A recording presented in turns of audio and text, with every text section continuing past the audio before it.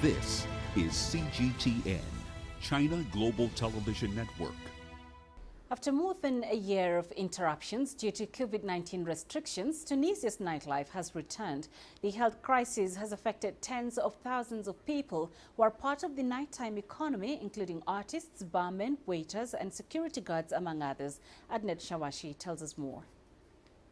Tunisian authorities have inoculated more than 10,000 artists since last week's launch of the vaccination drive targeting all professionals working in the cultural sector. The vaccination drive is organized by the Cultural Affairs Ministry and the Health Department in partnership with several labor unions and associations. It targets all Tunisian artists and people who work directly or indirectly with the cultural fields. We've set up a database with tens of thousands of names and beneficiaries throughout Tunisia.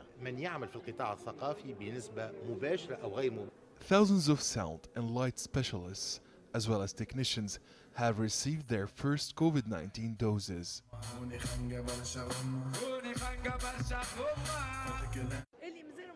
Some artists were reluctant to get vaccinated, but we've convinced them after a sensitization campaign. Tunisia will require a COVID-19 health pass at malls, theaters, and rehearsals at cultural centers and operas. We're resuming a nightlife and cultural activities thanks to the success of the vaccination drive. It's the only solution to save lives and to work.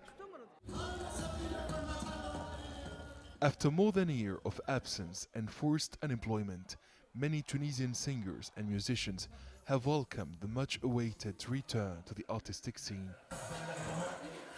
The kickoff of the summer festival season was too late. It affected all the professionals in the cultural field on the economic and social levels. The vaccination exercise facilitates the reopening of all cultural sites and gradual resumption of festivities in September.